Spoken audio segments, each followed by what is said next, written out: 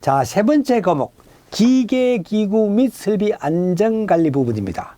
자, 41번. 신체 부위가 이염한계 밖에 위치하도록 기계의 조작 장치를 이염구역에서 일정 거리 이상 떨어지게 하는 방호장치. 자, 위치 제한형 방호장치죠. 우리가 양수 조작식 방호장치를 이야기합니다. 자, 신체 부위가 이염방계 밖에 위치하도록 기계의 조작 장치를 이염구역에서 일정 거리 이상 떨어지게 하는 방호장치죠. 자, 양수 조작식 방호장치는 두 손으로 조작해야만이 기계가 작동하는 방식이죠. 조작하는 동안은 손은 이염구역 안으로 들어가지 않겠죠. 그걸 우리가 위치 제한형 방호장치라고 합니다. 자, 4번의 그 접근 반응형 방호장치라는 것은 강전자식 방호장치를 이야기하는 것이죠.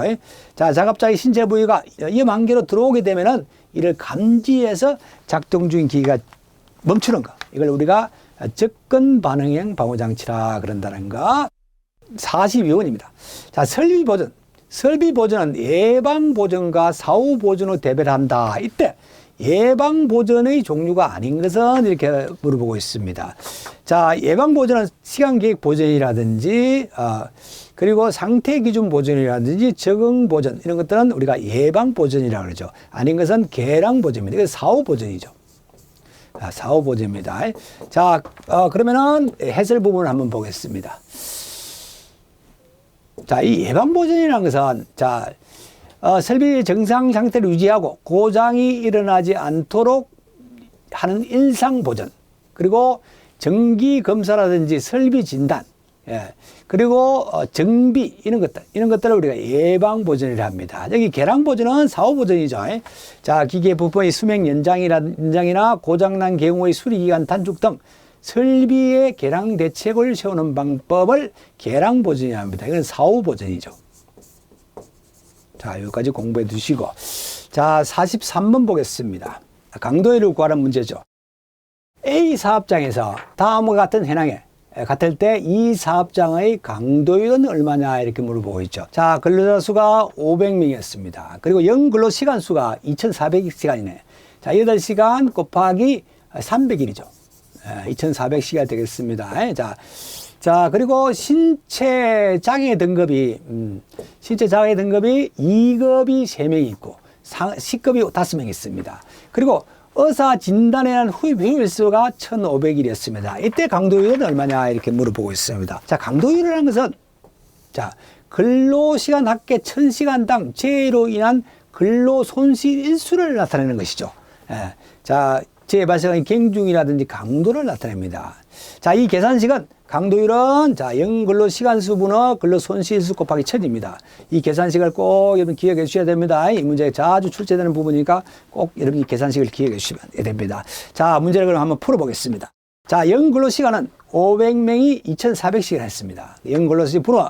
자, 여기에 장애 등급 2급이 나왔죠. 2급은 이 표를 보시면은 사망이나 1급에서 4급은 7,500, 근로손실수가 7,500일입니다. 요거 기억해 두시고. 그리고 또 14급도 기억해 주셔야 됩니다. 50일이죠. 50일입니다. 대부분 문제에서는 자, 이 1급부터 3급, 14급에 대해서 많이 물어보고 있습니다. 그래서 이 근로손실수 1급부터 3급은 7,500일, 그리고 14급은 50일이라는 걸 꼭 기억해 두시고, 나머지 이 중간 부분은 대부분 문제에서 근로손실을 제시해 주고 있습니다. 그래서 그거 그대로 푸시면 되는데, 이 문제에서는 C급으로 나오면서 C급에 대한 근로손실을 제시하지 않고 있습니다. 그래서 C급에 600일이라는 까지도 여러분 좀 기억을 해 두셔야 되겠습니다. 자, 요걸 그대로 적용을 합니다. 자, 2급이 3명이었죠. 7,500, 근로손실이 7,500입니다. 7,500일 곱하기 3명, 플러스. 자, C급이 5명이었습니다. 근로손실 수가 600일이죠. 600일 곱하기 5명. 5명. 그리고 휴업일수. 의사 진단은 휴업일수는 1,500일이었습니다. 자, 휴업일수가 나왔을 때는, 휴업일수 나올 때 근로손실일수는, 자, 휴업일수 곱하기 365분의 300입니다. 그래서 1,500이죠. 1,500 곱하기 365일 분의 곱하기 1,000을 하니까 1,000을 해서 계산하니까 22.28이 강도율이 나왔습니다. 답은 3번이 되겠죠.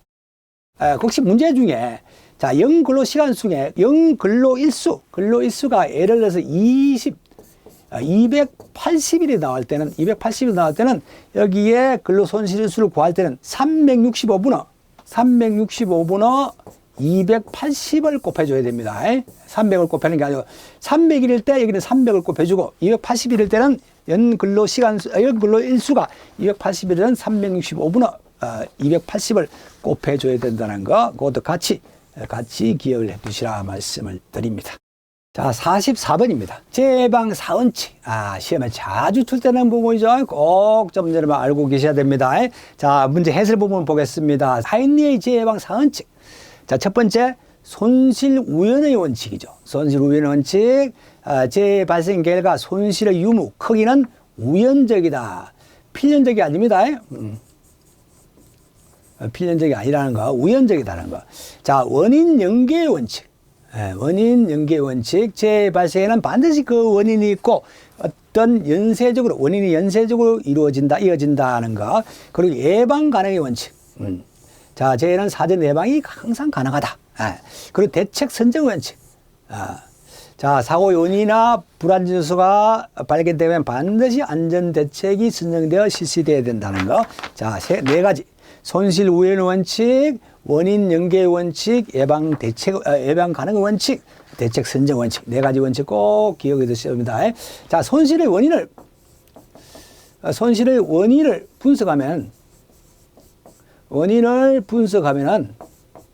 분석하게 되면은 예방과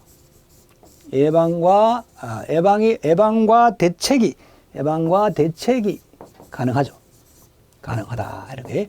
자, 손실의 원인을 분석하게 되면 예방과 대책이 가능하다. 이렇게 외워두시면 아마 외우기가 조금은 쉬울 것 같습니다. 자, 45번입니다. 재해의 원인을 직접 원인과 간접 원인으로 분류할 때 직접 원인에 해당되는 것은, 자, 직접 원인이라는 것은 우리가 불안전 행동, 인적 원인, 불안전 상태, 이걸 직접 원인이죠. 직접 원인입니다. 자, 사람이 위험한 장소로 접근할 때, 위험 기계에 접근할 때, 이거 불안전 행동이라고 그러죠. 인적 원인입니다. 자, 불안전 상태라는 것은, 자, 위험한 기계에 방호 장치가 없는 상태에서 작업을 하고 있는 거. 물적 원인이죠. 위험한 상태죠. 불안전 상태. 불안전한 행동, 불안정 상태가 직접 원인이 되겠습니다. 나머지는 다 간접 원인이 되겠습니다. 자, 답은 1번이 되겠죠. 직접 원인은 물적 원인, 불안전 상태를 이야기하는 것이고 나머지는 간접 원인이 되겠다고 말씀을 드리고. 자, 46번입니다. 정기 점검에 관한 설명으로 가장 적합한 것은, 자, 보기를 보겠습니다. 자, 안전 강조 기간이라든지 방화 점검 기간에 실시하는 거, 이걸 우리가 특별 점검이라고 그러죠. 특별 점검. 특별 점검이고, 사고 발생 이후 곧바로 외부 전문가에 의해서 실시하는 점검을 우리가 정밀 점검이라고 그러고, 다음은 3번 보겠습니다. 매일 작업 전, 중, 후에 해당 작업 설비에 대해 수시로 실시하는 점검을 우리가 일상 점검이죠. 일상 점검이고, 자, 4번 기계기구 시설 등에 대해서 주, 월 또는 분기 등 지정된 날짜에 실시하는 점검을 우리가 정기 점검이죠. 자, 정기 점검이라는 것은 일정 시간마다 정기적으로 실시하는 점검을 이야기합니다. 그래서 그렇게 알고 계시면 되겠습니다. 자, 답은 4번이 되겠고요. 47번입니다. 연삭숫돌의 파괴 원인 중 가장 적절하지 않은 것은 이렇게 되어 있습니다. 자, 보기를 보겠습니다. 자, 숫돌의 회전 속도가 너무 빠른 경우는 파괴 원인이 되겠죠. 그리고 두 번째, 플랜저의 직경이 숫돌 직경의 3분의 1 이상으로 고정된 거고, 이건 정상적이죠. 자, 숫돌이 있습니다. 숫돌의 플랜저. 플랜저라는 것은 숫돌을 고정시키는 부분이죠. 이 플랜저가 숫돌 전체 지름의 3분의 1 이상으로 고정하게끔 되어 있죠. 이건 정상적이죠. 2번이 답이 되겠네. 숫돌 자체에 균열이나 파손이 있는 경우도 숫돌 파괴 원인이 되겠고, 숫돌에 가대한 충격을 준 경우도 파괴 원인이 되겠습니다. 자, 그렇게 알고 계시고, 48번. 선반에서 일감의 길이가 지름에 비해 상당히 길 때 사용하는 부속품. 부속품으로 절삭 시 절삭 저항에 의한 일감의 진동을 방지하는 장치를 우리가 방진구라 그러죠. 자, 방진구라는 것은 길이가 직경의 12배 이상의 가늘고 긴 공작물을 고정하는 장치.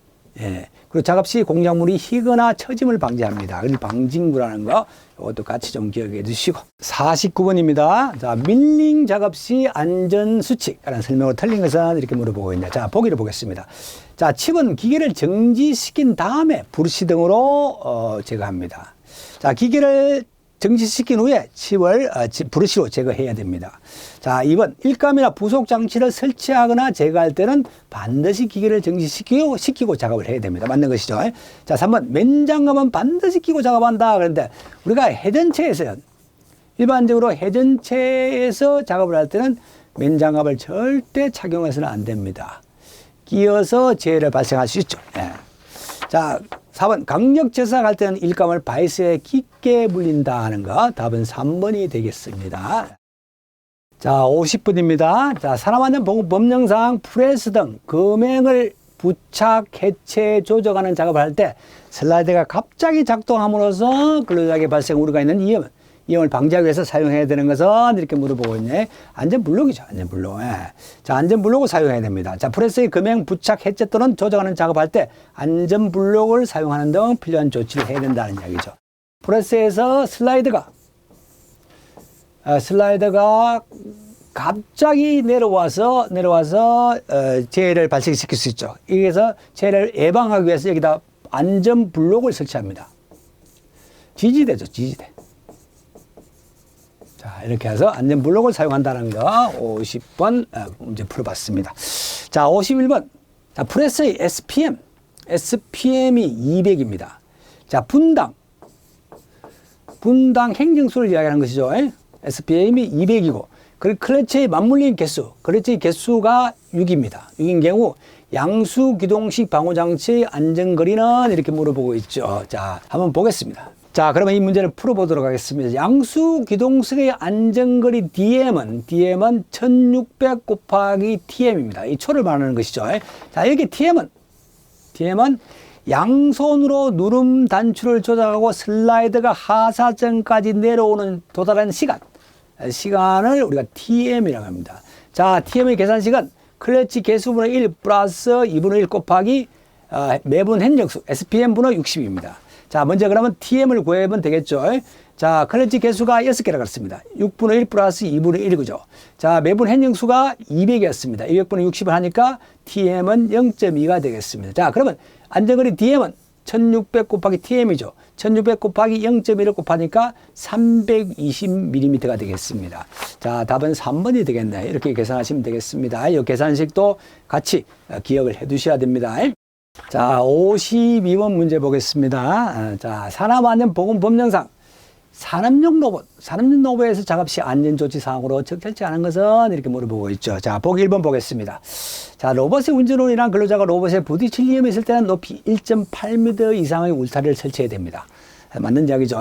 자, 2번 보겠습니다. 작업을 하고 있는 동안 로봇의 기동 스위치 등은 작업에 종사하고 있는 근로자가 아닌 다른 사람이 그 스위치를 조작할 수 없도록 이렇게 필요한 조치를 해야 됩니다. 그건 맞는 이야기고. 자, 로봇의 조작 방법이라든지 순서, 작업 중의 매니프레이트의 속도 등에 관한 지침에 따라서 작업을 해야 됩니다. 여기 매니프레이트라는 것은 어떤 산업의 어떤 손해에 해당되는 부분입니다. 자, 4번. 작업에 종사하는 근로자가 이상을 발견하게 되면 관리감독자에게 우선 보고하고 지시가 나올 때까지 작업을 진행한다 그랬는데 절대 작업을 해서는 안 됩니다. 이상이 발견하게 되면 즉시 로봇의 운전을 정지시켜야 된다는 것. 적절하지 않은 것은 답은 4번이 되겠네. 자, 53번입니다. 자, 목재 가공용 기계에 사용하는 방호장치의 연결이 옳지 않은 것은 이렇게 되어 있네. 자, 여기에 보시면은 용어가 거의 비슷한 용어들이죠. 자, 해설 문제 한번 보겠습니다. 자, 목재 가공용 기계의 방호장치, 목재 가공용 둥근통 기계는 둥근통 톱날이죠. 톱날 접촉 예방장치입니다. 기억해 두시고. 나머지 동력식 수동 대피기계라든지 목재 가공용 띠통기계, 못대기 기계들은 칼날로 되어 있습니다. 칼날로 되어 있죠. 그래서 용어가 날접촉 예방장치입니다. 날접촉 예방장치. 이렇게 머릿속에 기억해 두시면 이 문제를 충분히 풀 수 있겠죠. 답은 3번이 되겠네. 동력식 수동 대피기계는 날접촉 예방장치죠. 자, 54번을 보겠습니다. 산업안전보건법령상 보일러의 안전한 가동을 위하여 보일러 규격에 맞는 압력 방출 장치가 2개 이상 설치된 경우에는 자, 최고 사용 압력 이하에서 한 개가 작동합니다. 자, 다른 압력 장치 하나는 최고 사용 압력의 몇 배 이하에서 작동되도록 부착되어야 하더라고 물어봤죠. 1.05배죠. 이걸 뭐 여러분이 그냥 그 머릿속에 기억해 두셔야 됩니다. 자, 한 개는 자, 최고 사용 압력 이하에서 한 개가 작동하고 다른 압력 방출 장치는 1.05배 이하에서 작동되도록 되어 있다는 거 꼭 알고 계시고. 자, 압력 방출 장치라는 것은 자, 보일러 내부의 압력이 최고 사용 압력을 초과할 때 그 가행 압력을 외부로 자동적으로 배출시킴으로써 압력 상승을 저지하는 저지하는 장치죠. 이걸 우리가 압력 방출 장치라 그런다는 것까지 기억해 두시고. 자, 55번입니다. 다음 중 롤러의 급정지 성능으로 적합하지 않는 것은 이렇게 물어보고 있네. 자, 요거는 한번 해설 부분을 보고 문제를 풀어보도록 하겠습니다. 예. 비상장치, 정지장치 또는 급정지장치 조작 시 급정지장치 제동 거리 이 부분 기억해 주시면 되겠습니다. 자, 앞면 롤러의 포면 속도가 30 미만일 때는 앞면 롤러의 원주의 급정지 거리는 앞면 롤러의 원주의 3분의 1 이내에 설치가 되어야 되죠. 그리고 30 이상일 때는 앞면 롤러의 원주가 2.5분의 1 이내에 설치되어야 됩니다. 요거 머릿속에 좀 기억해 주시면 이 문제를 풀 수가 있겠습니다. 자, 그러면 보기를 한번 볼까요? 1번 보겠습니다. 앞면 롤러의 원주 속도가 25m입니다. 25m고 롤러의 원주가 5m죠. 25니까 3분의 1을 이내에 되죠. 5 곱하기 3분의 1을 하니까 1.6이 나오겠죠. 맞는 것이고. 자, 앞면 롤러 원주 속도 35입니다. 35고 원주가 7m일 때 급정지 거리는 그러니까 2.5죠. 2.5분의 1 이내입니다. 7m니까 앞면 롤러가 35였으니까 30 이상은 앞면 롤러 원주의 2.5분의 1이죠. 7 곱하기 2.5분의 1 하니까 2.8이 나오더라는 이야기죠. 이것도 맞는 것이고. 자, 3번 보겠습니다. 앞면 롤러의 원주 속도가 30입니다. 30이고 롤러의 원주가 6m일 때 급정지 거리 2.6이다 이렇게 되는데 이게 틀린 것이죠. 이게 답이 되겠습니다. 자, 보시면 자, 원주 속도가 30이니까 2.5분의 1을 곱해야 되죠. 6 곱하기 2.5분의 1을 곱해야 됩니다. 이렇게 하니까 자, 이건 2.4가 나옵니다. 2.4mm 이내에 설치해야 된다는 거죠. 2.6으로 되어 있죠. 답이 틀린 거죠. 예, 그래서 답이 되겠습니다. 자, 마찬가지로 밑에 4번도 한번 같이 풀어보겠습니다. 원주 속도가 20m죠. 20m니까 3분의 1 이내입니다. 그죠? 롤러의 원주가 8m일 때 8m 곱하기 3분의 1을 하니까 2.6이 나오더라는 이야기죠. 이렇게 계산해서 답을 찾으시면 되겠죠. 자, 56분 보겠습니다. 산업안전 보건 법령상 아세틸렌 용접 장치의 아세틸렌 발생 기술을 설치하는 경우 준수해야 될 사항으로 옳은 것은 이렇게 물어보고 있네. 자, 1번 벽은 가연성 자료로 하고 철근, 콘크리트 이상 또는 그 밖 이하 동등하거나 그 이상의 강도를 가진 구조를 한다. 가연성은 불에 타는 재료죠. 불에 타는 재료를 써서는 안 되겠죠. 이 불연성 자료를 사용해야 됩니다. 이거는 틀린 것이고. 자, 바닥 면적 2번. 바닥 면적의 16분의 1 이상의 단면적을 가진 배기통을 옥상으로 돌출시키고 그 계구부를 창이나 출입구로부터 1.5m 이상 떨어지도록 한다는 거. 이건 답이 되겠죠. 이건 맞는 것입니다. 2번은 옳은 것이고. 자, 3번 보겠습니다.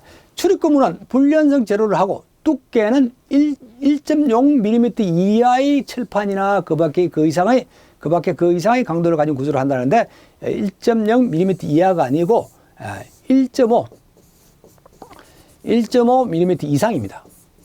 이상으로 해야 됩니다. 그것도 틀린 것이고.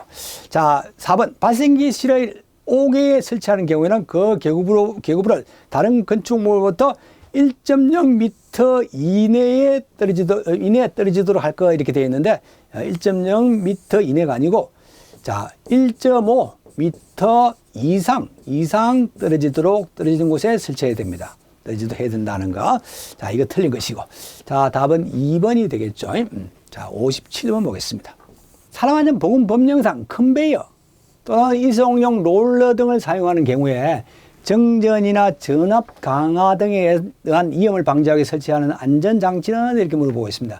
자, 정전이나 전압 강화에서 화물이 이탈하거나 또 역주행을 하게 됩니다. 자, 여기에 설치하는 안전장치는 자, 화물의 이탈이라든지 역주행 방지 장치를 설치해야 되는 거죠. 예? 답은 4번이 되겠습니다. 자, 58번입니다. 자, 산업안전보건 법령상 양중기의 가부화 방지 장치에 요구되는 일반적인 성능 기준으로 가장 적절치 않는 것은 이렇게 물어보고 있죠.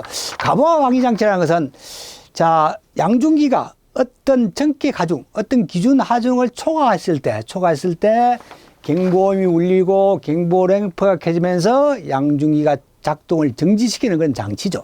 예. 그 기준으로 적절치 않은 것은 이렇게 물어보고 있습니다. 자, 1번 보겠습니다.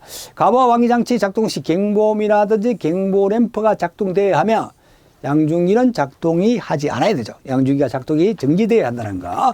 자, 다음 2번 보겠습니다. 자, 외암의 전선 접촉 부분은 고무 등으로 밀폐되어 물과 먼지 등이 들어가지 않도록 해야 된다는 거.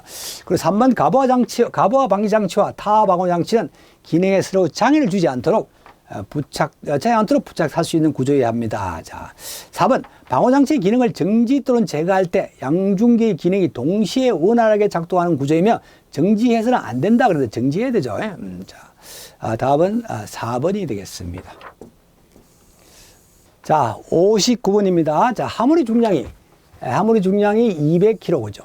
지게차의 중량이 400kg입니다. 자, 앞바퀴에서 화물의 중심까지 최단 거리 1m입니다. 자, 지게차가 안정되기 위해서 앞바퀴에서 지게차의 무게 중심까지 최단 거리는 최소 몇 미터를 초과해야 되느냐 이렇게 물어보고 있습니다. 자, 지게차는 자, 화물의 모멘트 포커 중심에서의 화물의 중량 곱하기 자, 앞바퀴에서 화물 중심까지 최단 거리 A를 곱한 화물의 모멘트 M은 자, 지게차의 모멘트 자, 지게차 중심의 지게차 중량 곱하기 앞바퀴에서 지게차 중심까지 최단 거리 B 곱한 지게차의 모멘트 M2보다도 작거나 같아야 됩니다. 그래야 지게차가 넘어지지 않겠죠. 자, 요 계산식을 가지고 이 문제를 풀어보시면 되겠죠. 자, 보겠습니다. 자, 화물의 중량이 200kg입니다. 200kg이죠. 200g이고. 그리고 지게차 중량이 400kg입니다. 400kg이고. 자, 한 바퀴에서 화물의 중심까지 최단 거리 A는 1m죠. 1m고. 자, 이때 이 앞바퀴에서 지게차 중심의 최단 거리는 얼마가 돼야 되냐 이렇게 물어보고 있죠. B를 구하는 문제이게 되겠습니다. 자, 그러면 요 서식을 그대로. 자, M을 먼저 구하면 되겠죠. 200 곱하기 1은 200이죠. 200 곱하기 1은 M은 화물의 모멘트는 200입니다. 그리고 다음 지게차 모멘트를 구하면 되겠죠. 지게차 모멘트는 400 곱하기 B죠. 400B가 되겠습니다. 자, 200은 400B보다 작거나 같아야 되죠. 그래서 여기서 B를 구하니까 자, B는 0.5보다 크거나 작아야 됩니다. 그래서 0.5m보다도 길거나 같아야 되죠. 자, 그럼 답은 0.5가 되겠죠. 다 59번 답은 2번이 되겠습니다. 자, 60번 문제 풀어보겠습니다. 다음 중 금속 등의 도체에 교류를 통한 코일을 접근시켰을 때 계람이 존재하게 되면 코일에 유기되는 전압이나 전류가 변하는 것을 요하는 검사 방법. 와루 탐상 검사죠. 자, 전기 중에 교류를 통해서 계람을 발견하는 겁니다. 이걸 우리가 와루 탐상 검사를 합니다. 자, 자분 탐상 검사는 누설 자석으로 계람을 발견하는 거죠. 자, 초음파 탐상 검사는 초음파로 계람을 발견하는 거. 그리고 침투액 탐상 검사는 침투액으로 계람을 찾아내는 것을 말합니다. 자, 그러면 답은 3번이 되겠습니다. 자, 이렇게 해서 세 번째 과목까지도 풀어봤습니다.